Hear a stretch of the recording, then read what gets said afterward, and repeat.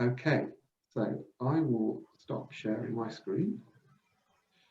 Is there anything else I've forgotten to tell you? I don't think so, Molly, is there? No, okay. So in that case, I'm going to invite Bex from Library of Things, 10 minutes max to the group to tell us about what it is and what it does and what your take is on issues that the Assembly are considering. Thanks, Rob. Evening, everyone. Pleasure to be here. I'm Bex. I'm one of the co-founders of a social enterprise that was born and bred in Lambeth called Library of Things. I'll share my screen so you can see a few images to bring it to life a little bit. Can you see this? Yes. Yeah, great. Yep, great stuff. Cool. So we're on a mission to make borrowing items better than buying them for people and planet. So how can we make it more affordable and more convenient and more socially rewarding to borrow items rather than to get them from Amazon, get them delivered to your door the next day? So we've got a big challenge and we're not scared. And so these are some examples of the kind of items you can borrow. Things like drills and sound systems and sewing machines, steam cleaners, strimmers, waffle makers, gazebos, stuff you don't want to necessarily buy and own, but you might need now and then. And collectively in the UK, if everyone in the world was to consume resources at the rate that we do, we'd need 3.5 times the planet that we currently have to sustain us. So it's a really important part, we think, of creating this circular economy and living within our means to be able to access items rather than to buy and own them and ultimately throw them away. So just to give you a flavor of how it works, it all starts with a local campaign and a group of people coming together to say, hey, we want Library of Things where we are.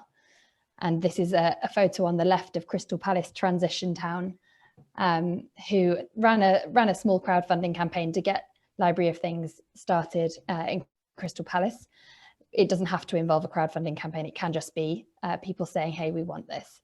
Once that's happened and once Library of Things has started in the area, you can then access it by going onto our website and booking the items that you need for the day that you need them. So there's a flavor of some of the prices you pay. We try and make it as affordable as possible, and there's further discounts on top of that if you want them as well. So you book your item and then you're guided to come and collect it from your local self-serve locker system, which holds your collection of items. And just where the figure is there's a screen. You can use the screen to say, you know, hi, I'm Bex and I've booked the sewing machine, and the locker door will pop open and you can collect it and take it away, get your how-to guides with tips from other people near you who've used it. And then you bring it back in much the same way. And all of the items are tested and checked twice a week by a trained local person that we recruit and work with, who will test all the items to make sure they're in good nick. So that's how borrowing works. But it's not just about getting people to borrow items rather than buy them. It's also about learning skills like repair and repurposing and DIY and sewing. So alongside borrowing in Crystal Palace, for example, we've had a program of repair parties and mending meetups, DIY classes and sewing classes run by local people, supported by another local recruit that we make called a community activator. And then you can visualize your impact through our website as well. How much carbon and waste has my community saved by borrowing and repairing and sharing rather than buying and throwing away. So that's how it works. Here's a little flavor of some of the people that use it. On the left, we've got Abby. She lives round the corner from Crystal Palace Library of Things, describes herself as low income. She's got 2 kids, and she borrowed that hedge trimmer and a strimmer to do up her neighbour's garden because he'd had a bad back. And she also has been borrowing things like a vacuum cleaner and a steam cleaner. And she said, you know, it's really great that I can access these things affordably and know they're good quality. And it's really annoying. I've got, you know, I buy cheap vacuum cleaners and then they break. So she really appreciated the quality and the kind of the super low prices. There's also young people like Leonie, and she'd recently moved nearby into a small place nearby. She didn't have much space for tools and other items, so she came to borrow some DIY tools to work on some projects. And then on the right is Jeff, the best dressed man in Crystal Palace. He came along one day to one of the events and started to get involved through volunteering and the skill sharing side. He was previously socially isolated and now has a group of friends and runs the chess club at the library and is there standing with a disco light, I think. He borrowed it along with a karaoke set for his New Year's Eve party. He's a legend, is Jeff. A few numbers, I won't go through all of these, but just to say that over 4 years in every place where there is a library of things, that translates into about 5,000 people borrowing items, roughly twice a year each on average. And that translates into a lot of money saved collectively and a lot of kind of waste and carbon saved, as well as extra footfall and visitors to the local spaces where Library of Things is hosted. You saw back here, this is actually in Upper Norwood Library Hub in Crystal Palace. It's alongside a cafe and event spaces and a book library as well.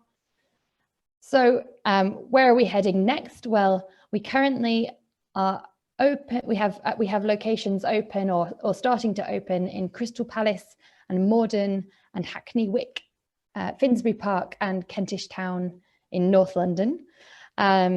So having started and grown in Lambeth, we only have a place open on the very edge of the borough in Crystal Palace. So it would be really exciting to try and get something started in elsewhere in the borough.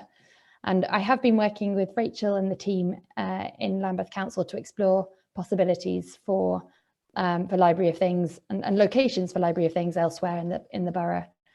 The main thing we need for this, and because there's lots of evidence and lots of requests from across the borough for us to start Library of Things, so we've got lots of evidence of people wanting it.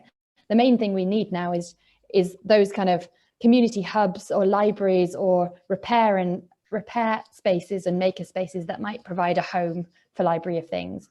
That locker system just needs 8 square meters, and ideally we put it in an existing community hub somewhere where people want to borrow from it. And we are having a few conversations with Brixton Rec, with Larkhall Park and with LJ Works in Loughborough Junction. But any other ideas and options are always welcome. Soon we may actually put out a campaign for people to sign up and say, hey, we want Library of Things here and to recommend spaces through our website. So I can share that link as and when it's ready. But that's everything from me. Happy to take questions later. And there's my contact details if you want to know more. That's brilliant.